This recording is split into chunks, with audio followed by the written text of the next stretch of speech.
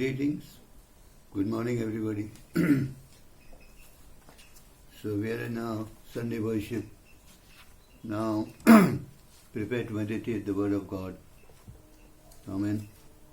And I am very happy and delighted to be sharing the Word of God with you in the form of a small message, actually focusing on Jesus Christ and basically looking into the Word and trying to study and explain as to who Jesus is. It is necessary for us to see the greatness and glory of Jesus Christ. Amen. So we've been looking at His life, His death and burial. After that, it's okay. But after the resurrection of Jesus, it becomes a little difficult for us to connect and identify with Him. Like the disciples on the road to Emmaus, they couldn't recognize Him till He was with them and till He broke bread amongst them. Then their eyes were opened. You see? Now what we have to pray for is a proper revelation of who Jesus Christ is. And if you get that revelation of Jesus, you will have no excuse but to, have reverence for Him and worship Him. And as you worship the Lord Jesus Christ and you bow before Him, there will be no lack in your life. I can assure you of that. You see? I want to know as to how many of you know Jesus personally. Jesus wants to know you in a personal way. The Bible says that those who are joined to the Lord are one spirit with Him. So, are you really connected to Him in the Spirit? Those who belong to Jesus have crucified the flesh. Have you been connected to Him on the cross? We studied and we learned that we are baptized into His death. Yeah, all those things are fine. But then, how do you connect with Jesus Christ on this earth? Are you kneeling down in His presence? When He was on this earth, people washed His feet with their tears. And, they anointed His feet with oil and they kissed His feet.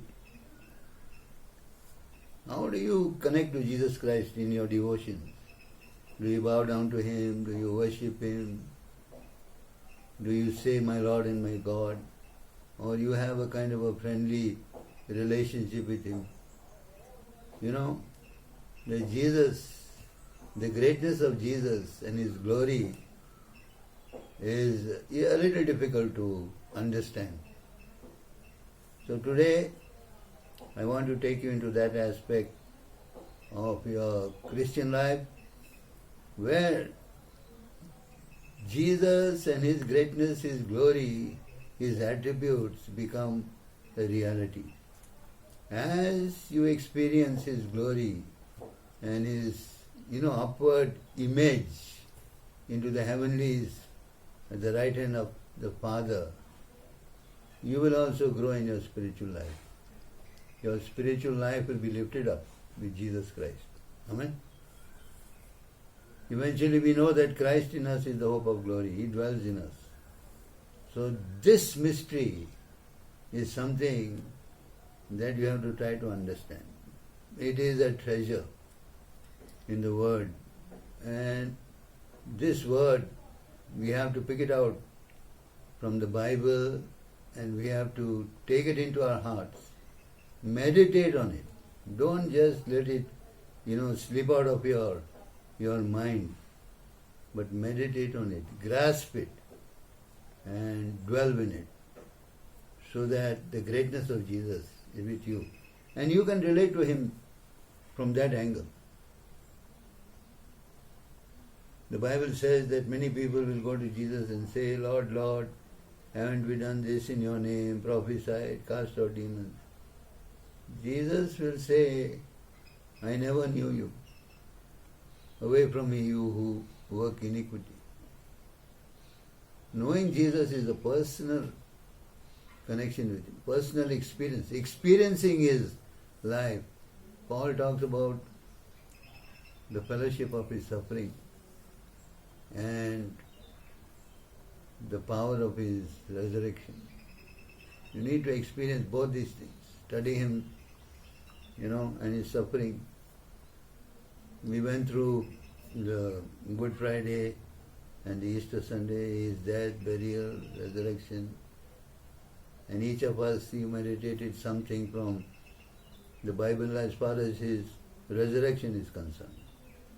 In His 40 days on this earth, before He ascended to the Father and sent the Holy Spirit to us. Now today, I want to talk to you from the book of Colossians. This book has always, amazed me. I get amazed when I read the book of Colossians because it gives us such powerful insights of the person of Jesus Christ. Amen. So I will recommend that you also go through this book and read this book and meditate on this book so that the reality of who Jesus is, will really come into your heart. Paul writes in the book of Colossians, an apostle of Jesus Christ by the will of God, to the saints, faithful brethren in Christ who are in Colossae.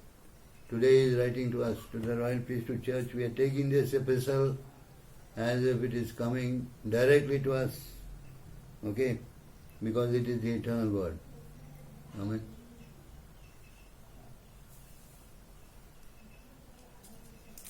So in the book of Colossians, we look at certain aspects of the glory of Jesus Christ. Christ in universal government. The universe is being governed by somebody. Things are being controlled. The stars, the sun, the moon, the planets, the space, everything in the heavenlies, angelic powers, multitudes, legions upon legions of them. They are being governed. Who is doing that? It's none other than Jesus Christ. Today, you may get some revelations of who and how great Jesus is. The man of Galilee who walked on the roads, who was in Bethany, and who died and rose again. Where is he today? What is he doing today? What does the Bible say about him? And we need to study that. His universal government. In the beginning itself, in the book of Isaiah speaks about him as the wonderful counselor, mighty God, everlasting Father, and the Prince of Peace. He gives us a good visual information about his name and who he is. And then he says, of the extension of his government and peace, there shall be no end. There shall be no end of the extension of his government and peace. That means that he is heading a government. Amen. He is heading a government. So we got to see what kind of a government Jesus is heading. And who are the people, who are the forces, who are the powers involved in his government. How is he managing with the forces that are opposing him? What is the power that he has? After all, Jesus is God. Amen. So we know him as a man. He came as a son of man. And the reason he came as a man we know. Because God needs a priest to represent man. And a priest with eternal life.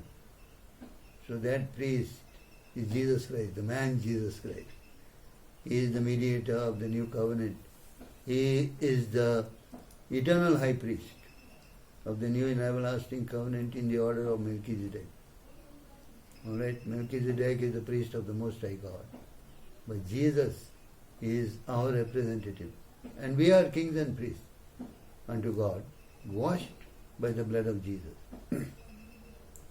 That's clear to us in the book of Revelation. Amen. Okay, so as kings and priests, we cannot be ignorant people. We got to know what is happening in the universe, how Jesus, what He has done for us, and how we need to live our lives on this earth, connected to Jesus Christ in all His glory.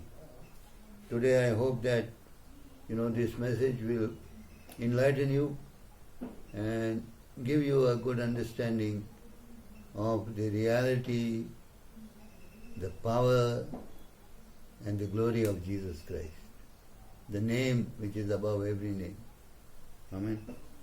So, in the government that he is the head of, what is he? Let's turn to the book of Colossians chapter 1 and we will go to verse 15. Verse 15 it says, He is the image of the invisible God. So Jesus is just like God.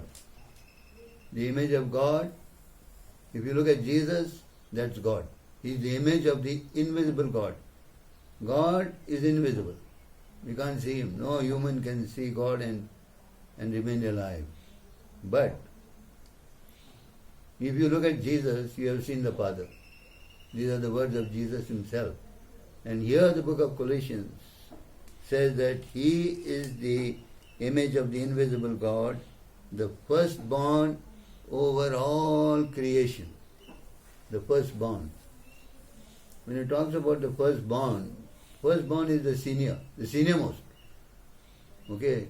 Firstborn over all creation. So He is the heir of everything that has been created. Okay? He is on top of that, being the image of the invisible God. Right, just a few verses before that, He has delivered us from the power of darkness. What has He done for us? He has delivered us from the power of darkness and conveyed us into the kingdom of the Son of His love. This is what God has done for us. God has done for us in His Son Jesus, delivered us from the power of darkness. We were in darkness. We didn't know where we were going. We were controlled by these powers of darkness to remain in sin, to be slaves of sin. But we have been delivered from those powers of darkness and we have been brought into the kingdom of God's Son, the Son of His love, in whom, in Jesus, we have redemption through His blood, the forgiveness of our sins. Amen. Redemption through the blood of Jesus and the forgiveness of our sins. We have this in Jesus Christ. He is our Savior. For what He has done for us upon the cross of Calvary, He has redeemed us, bought us out from that darkness, paid the price of redemption by the shedding of His blood, and became a sin for us, an offering on the altar of God. We study that the life of the flesh is in the blood, and God says, I have given it to you on the altar. So that cross is actually an altar. It's God's altar. He has given it to us to make atonement for our sins. Okay? So the Lamb of God was sacrificed. This verse is talking about that. Redeemed us with His blood. Okay? In the forgiveness of our sins. Another thing is that we have been made kings and priests in the new covenant. Alright? Unto God, washed in the blood of Jesus Christ. Jesus being the eternal high priest. That is one of His functions towards man, being the eternal high priest, so that we can come to God through Him, and we can offer all the sacrifice of praise. And we have the right to build our own altars. We have one in the church. We have built ours in our own homes, connecting to the altar of God, that is the cross of Jesus. Amen? Okay, so what is Jesus? He is the image of the invisible God, the firstborn over all creation. And this one verse can take your time in meditation, and you can just think about what it is. Prepare your mind, you see, to receive this information regarding Jesus Christ. Alright? The second thing, Jesus in creation, what was He? What was His role in creation? The same group of verses in chapter 1 and verse 16, we see that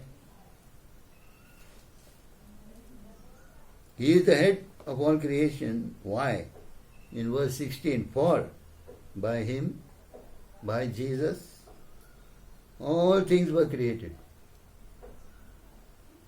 Just look at this now. Okay? All things were created by Jesus. Things that are in heaven, that are on the earth. Visible and invisible things. Thrones or dominions, or principalities, or powers.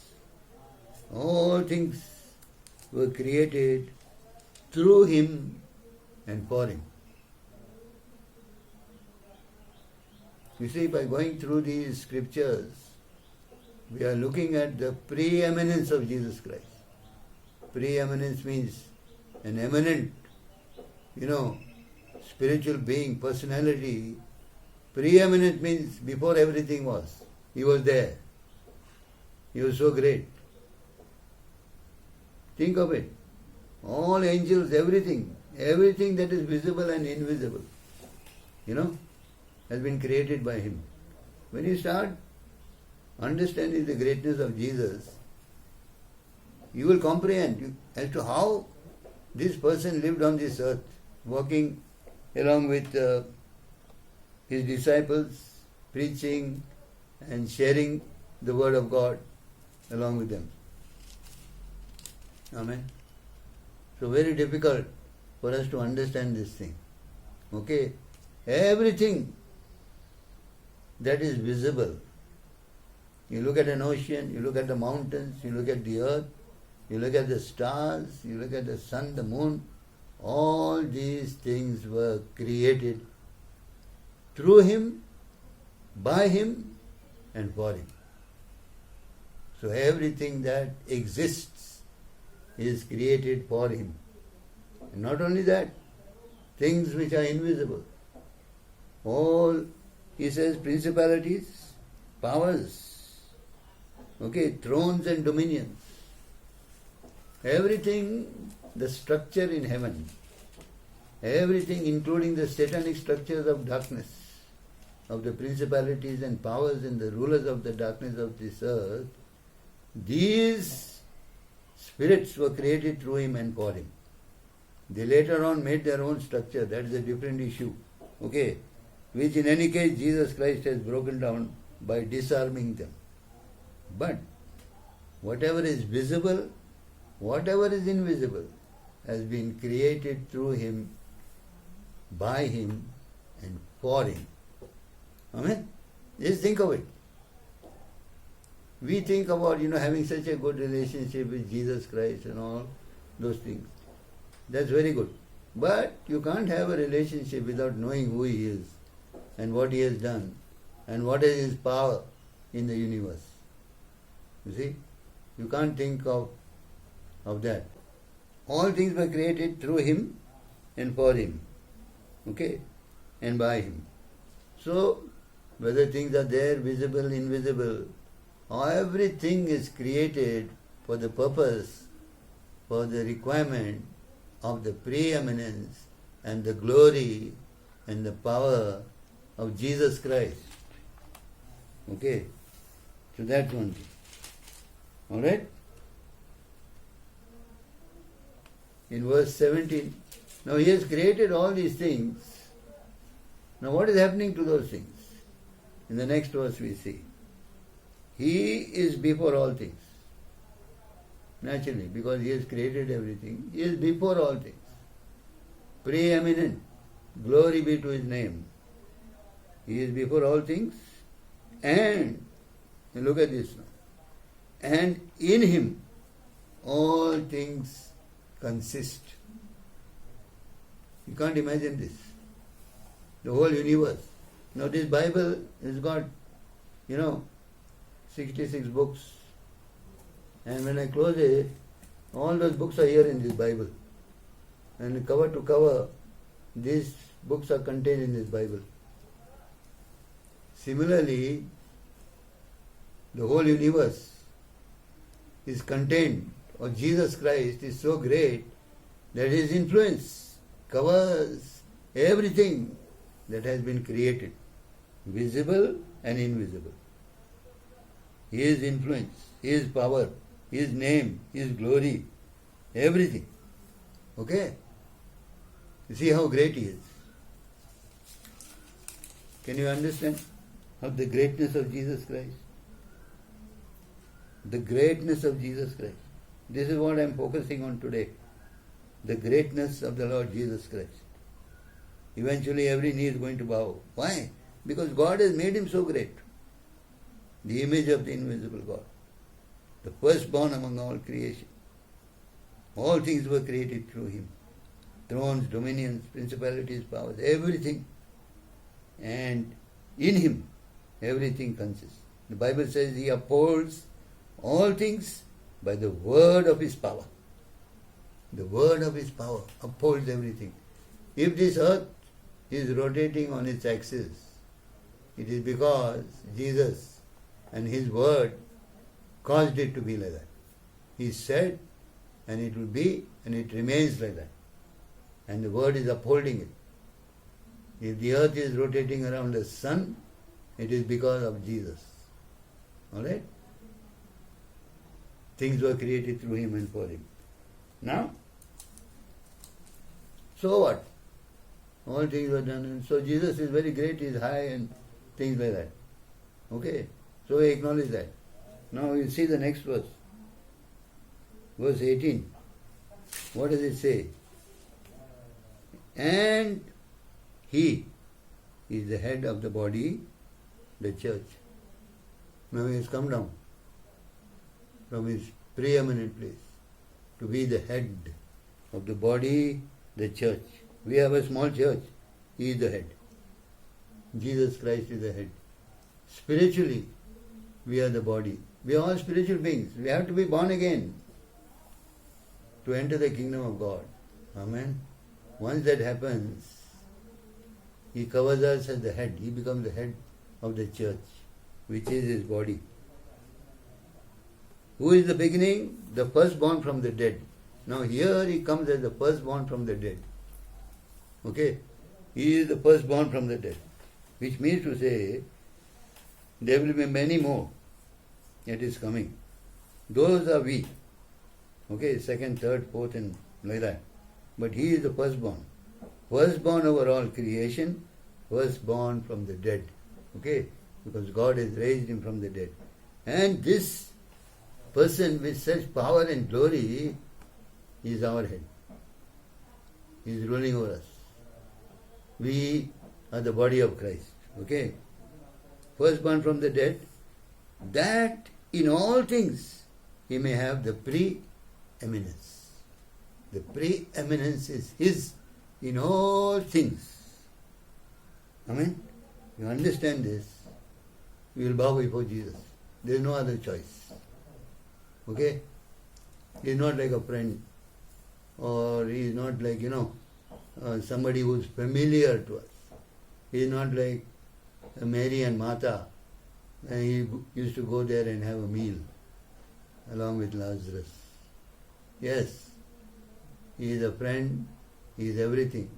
But you must understand that He is a preeminent power and all glory belongs to Him. He is upholding the whole universe by the word of His power.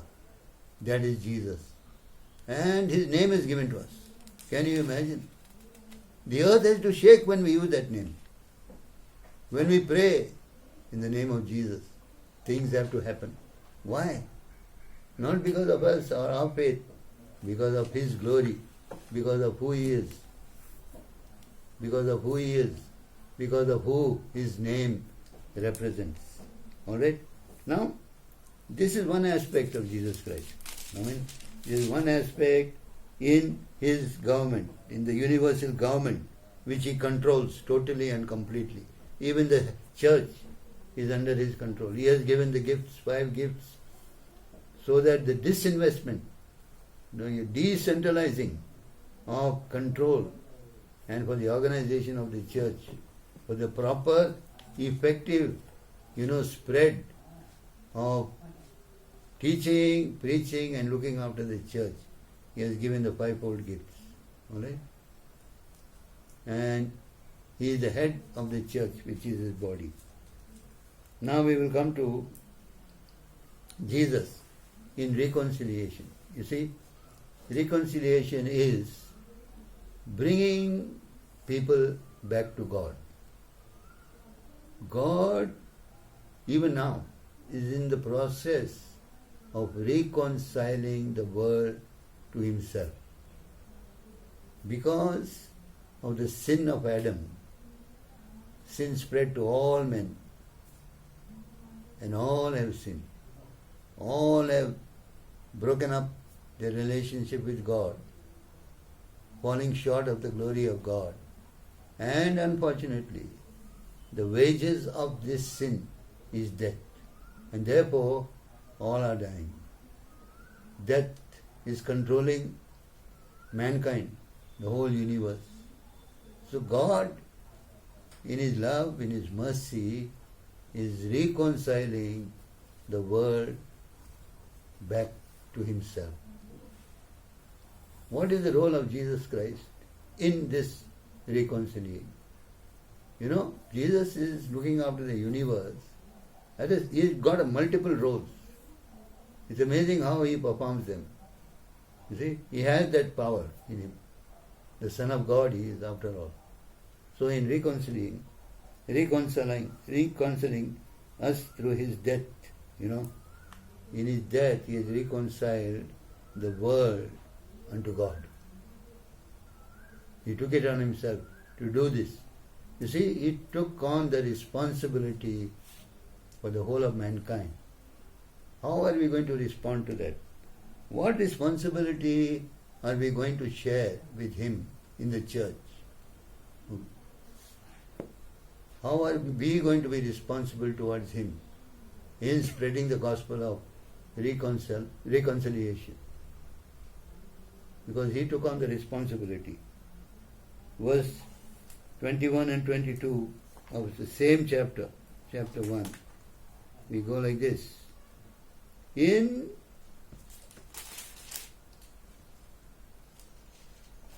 verse 21 says, and you, that is talking to us, and you who once were alienated means totally, completely separated from God. That's a fact. We were all alienated from God. Okay? So we were without God, we were hopeless, without hope and alienated, separated from God in this world, in this dark world. Once were alienated and enemies in your mind, he says. Because our minds were contrary to the thoughts of God. We were thinking differently. Our minds were not tuned to God. Okay?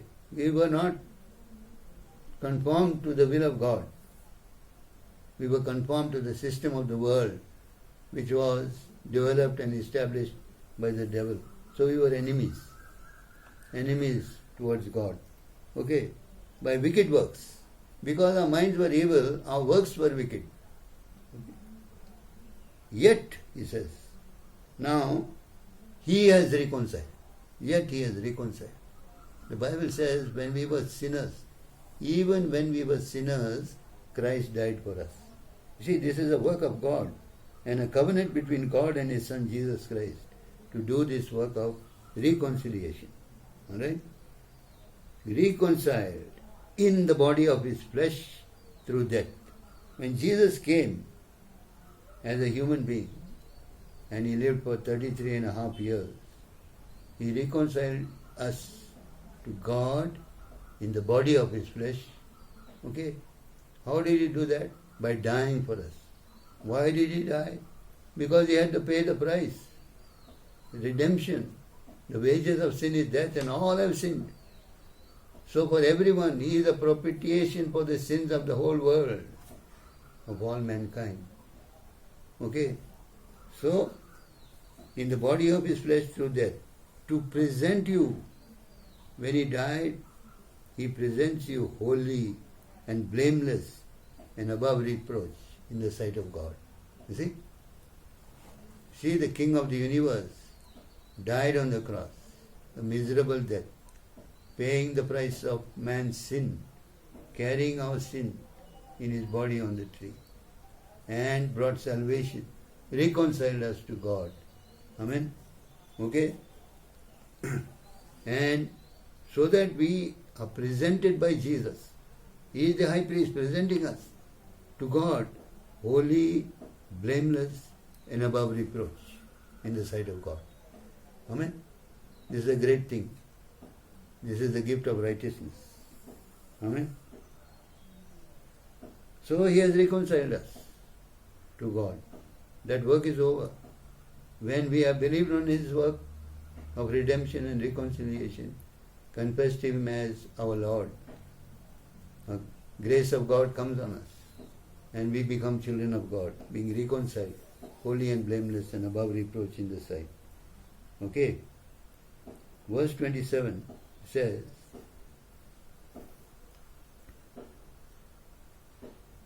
God has willed to make known what are the riches of the glory of this mystery. There is a mystery now. And what are the riches of this mystery? God wants to make it known. Okay?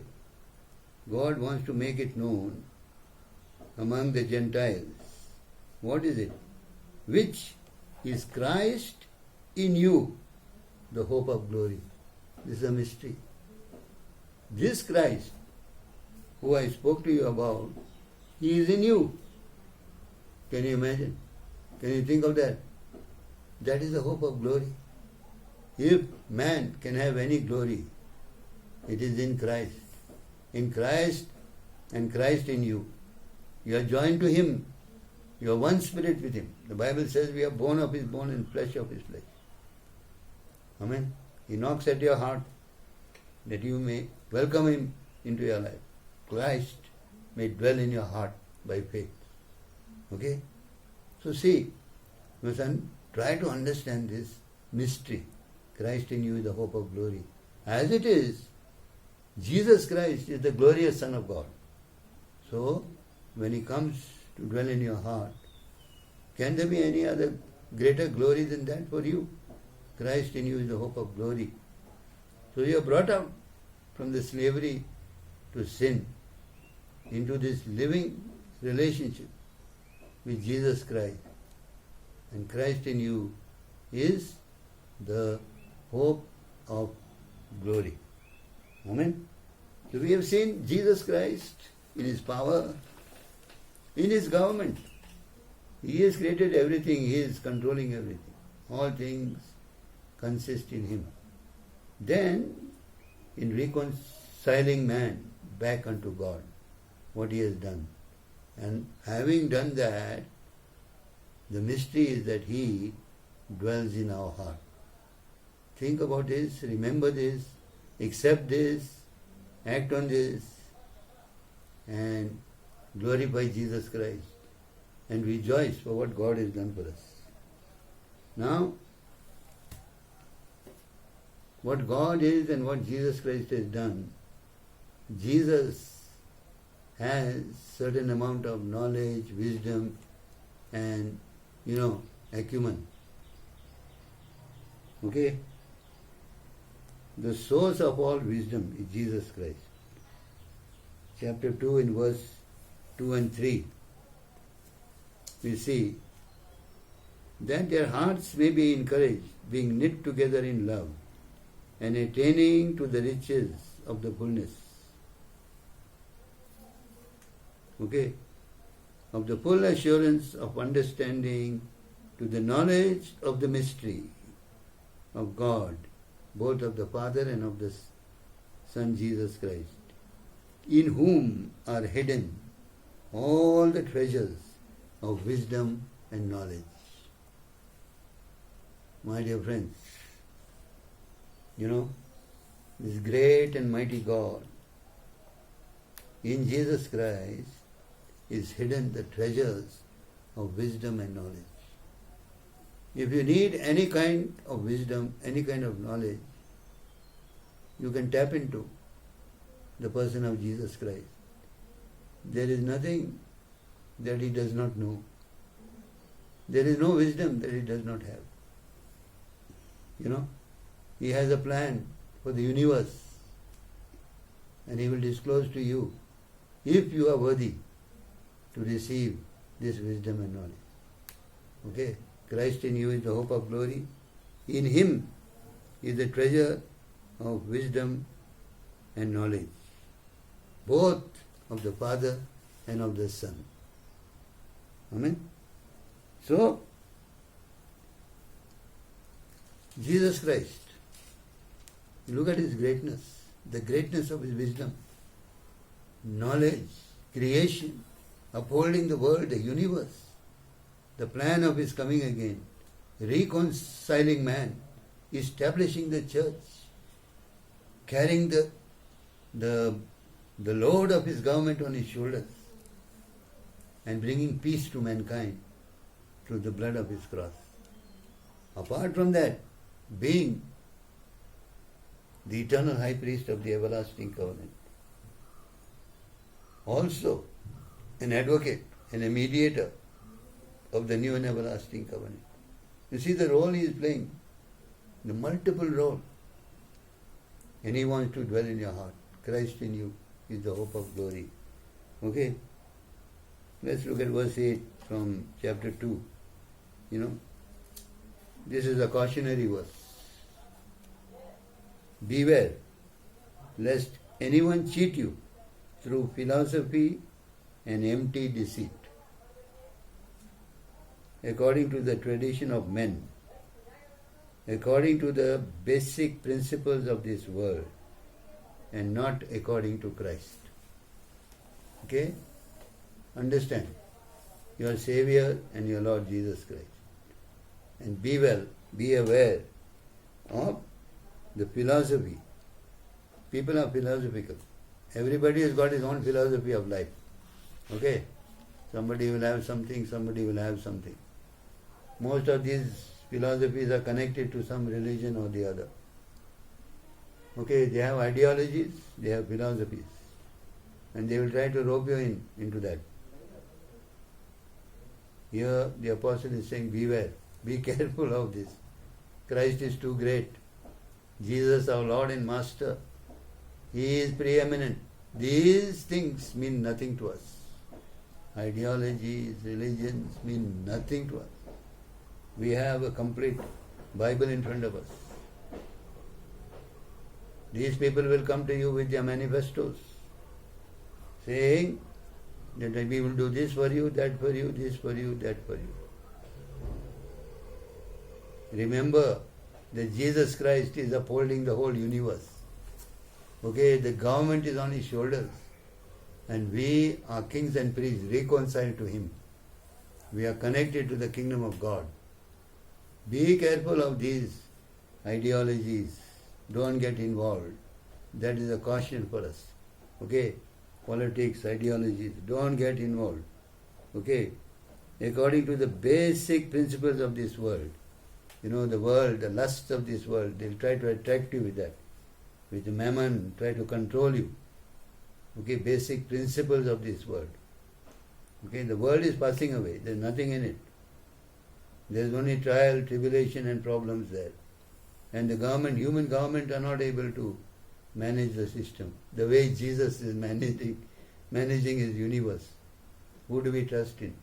Our Lord Jesus, the head of the church. If Jesus is so powerful, the next powerful organism on the earth is the church, because he is the head of the church. Not this government, that government, this army or that army. The church has to be the next thing, with this wisdom, knowledge, and Jesus being the head of the church. All the power which he has is released into the body of Christ. That is the deciding factor on this earth. Okay, Jesus the head of the church, and not according to Christ. If the philosophies of this world are attracting you, or you have been deceived to believe in those, and not according to Jesus Christ, as to what he has done in reconciling you back to God and giving you a proper identity, keeping you holy and blameless before God, okay, then there is something wrong. Your basic foundation is not correct. Paul, the apostle, is warning us not to get attracted to any of these, worldly philosophies or ideologies. Okay? Religions. In observing worship and religion, where is Jesus? What is he doing there? Okay? In the same chapter, verses 11 to 13, we will look at these three verses to see. In him you were circumcised. Now, something has happened to us, in the area of our heart. Here, the Bible says that we are circumcised with the circumcision made without hands.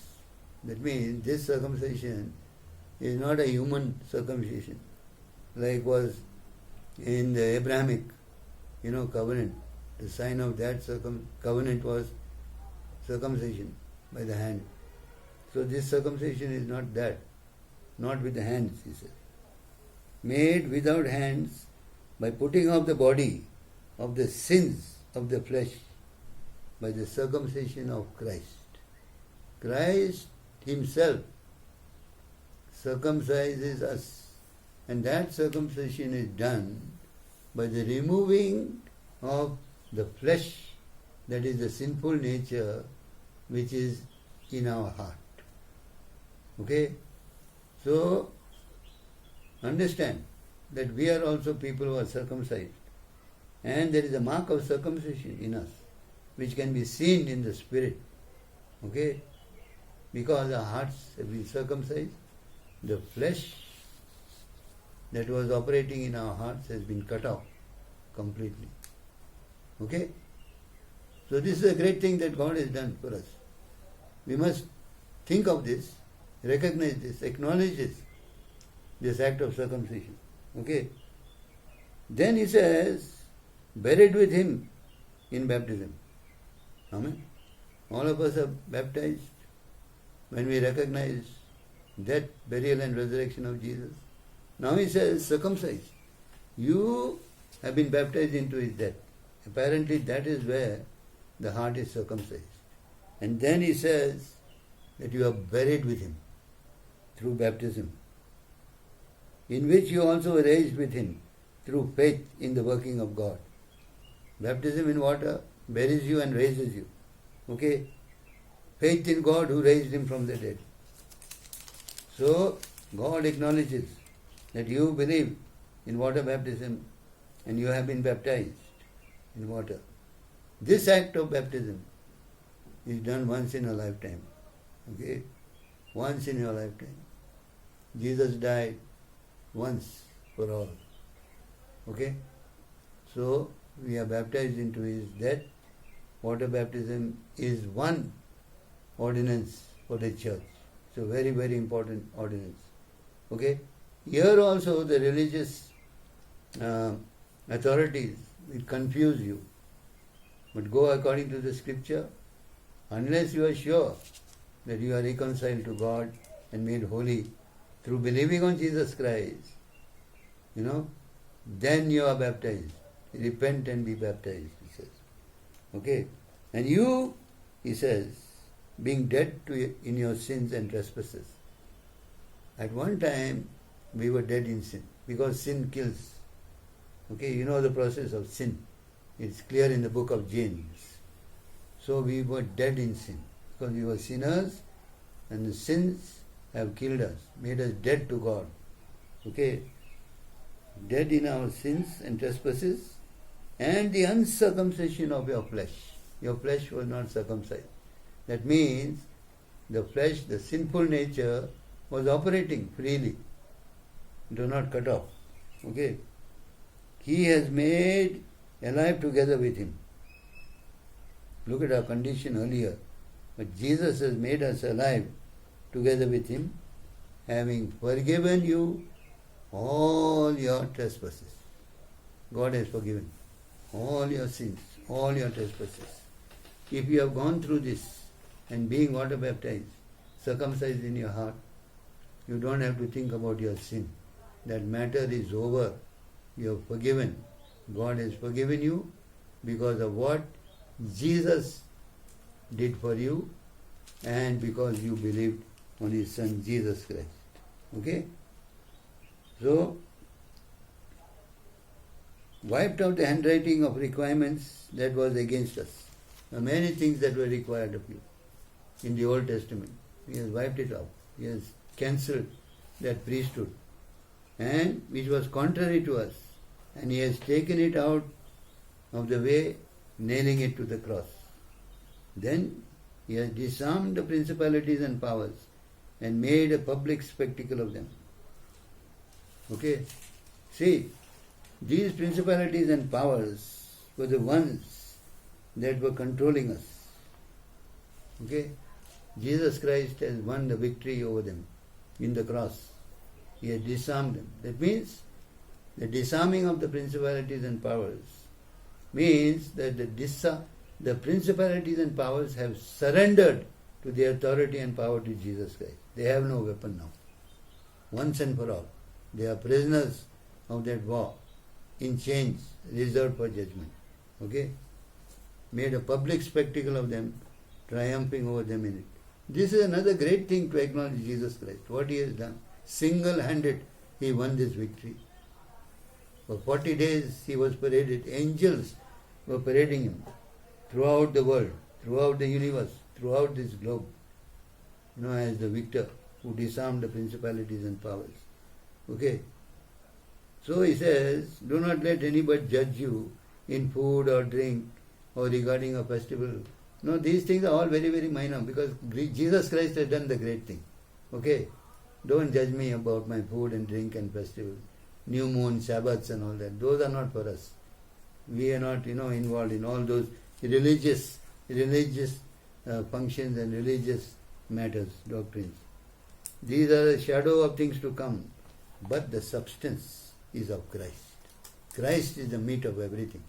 See, He is the central focus of a believer's life. Christ is the substance of everything. Okay?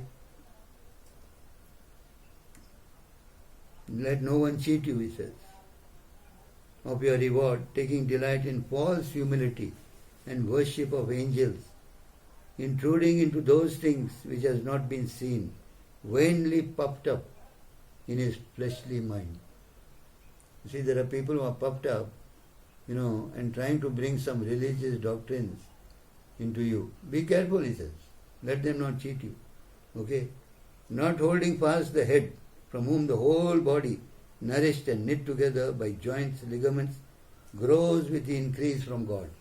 Now He's saying how the body of Jesus Christ on the earth grows.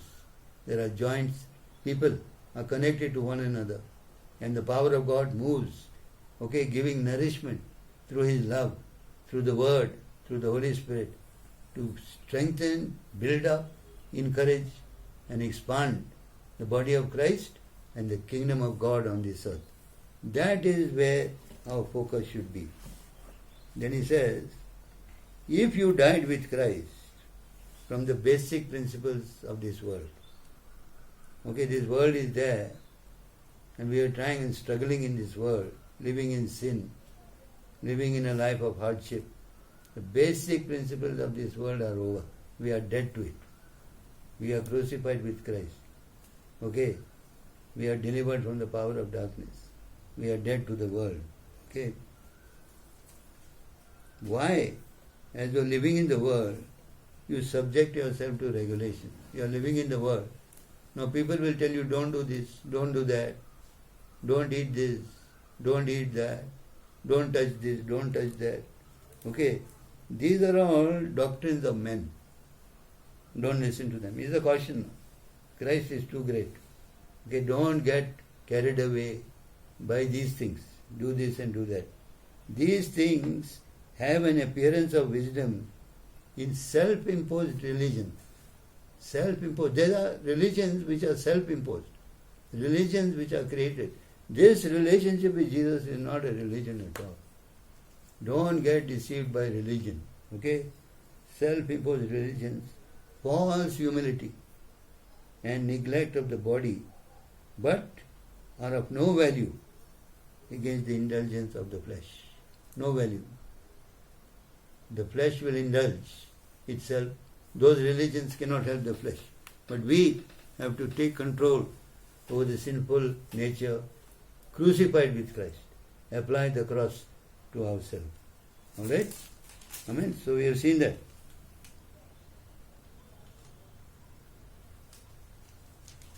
In chapter 3, verses 1 to 4. We will read that and we will close.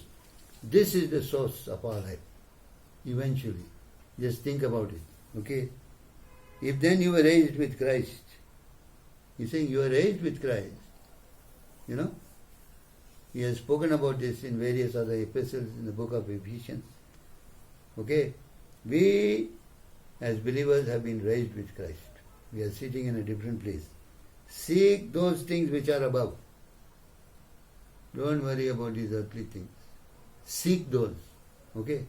Seek means you have to find out what are the things which are in the heavenly places. Bible says that we are blessed with every spiritual blessing in the heavenly places in Christ Jesus. Where God is, where the angels are, there is a blessing there. We are blessed with all those blessings. Seek those things which are above. Okay? Where Christ is seated at the right hand of God. At the right hand of God. At the right hand, at the power of God. We are there. We are there in this PowerPoint of God. Set your mind on things above, not on things on the earth. You see, the earth has got a lot of things to, capture your mind and influence you, attract you, and tell you a lot of things. Okay, how to do this, how to do that. Set your mind on things above, not on things on the earth. For you died, and your life is hidden with Christ in God. Remember that you died. This is another mystery.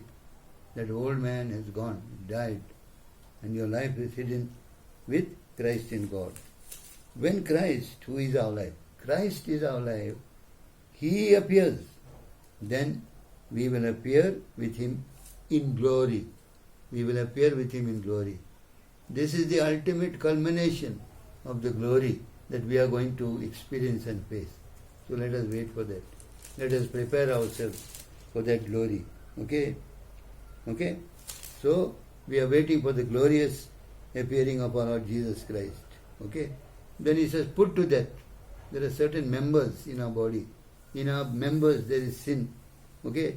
Let the cross apply death to those members which are on the earth. Fornication, uncleanness, passion, evil desires, covetousness. All these things are idolatry. Don't look at this. Okay? Change your mind completely. Get yourself totally and completely transformed by the Word of God. So, what we have seen today about the preeminence of Christ, the greatness of Christ, the glory of Christ is in our hearts. We are reconciled to Him, to God through Him, and we are going to come with Him. Okay? Because we are raised, seated. He is coming in the clouds with power and great glory. We are waiting for that glorious appearing of our Lord and Savior Jesus Christ. This world, the nations are going through a lot of difficulties, a lot of problems. Okay? We don't have to worry about that. Because we have another government. Christ is the head of that. Okay? He is the King of kings and Lord of lords. So let us look at the government of God. Let us look at the kingdom of God and prepare ourselves for the glorious appearing of our Lord and Savior, Jesus Christ. Okay? Let us close in prayer. And I would like you to meditate in this book of Colossians as far as you can and pick up these, great nuggets of truth and meditate on them so that you will know who you are and how great is our Lord Jesus Christ. So that your devotion to Him will be like Mary, kneeling down and wiping His feet with your tears. Amen. He is great. His glory, we have to give Him all the glory and honor. Okay? Amen. Let us pray. Father, we thank You and praise You this morning for our church and all those who gathered to hear Your word. Lord, in meditating these words from the book of Colossians, I pray that You'll open our hearts, the mind of our understanding, Lord, so that we will know what is the hope of Your calling and the glory of Jesus Christ, that we would understand these mysteries, that Christ is in us, the hope of glory. Thank You, Father, for what You have done for us in reconciling us to Yourself through Jesus Christ. We as the body of Christ acknowledge, declare, decree that Jesus is our Lord. He is our head and we are following Him. We are also waiting for His coming, Lord. Keep us safe and away from the system of this world, from all religions, Lord. Keep us safe and away from these things. We thank You and praise You for what You are doing. Bless every one of us, Lord, who are listening to this word. Let Your word abide in us richly in all wisdom. I give You the glory, the honor, the praise. In Jesus' name I pray. Amen.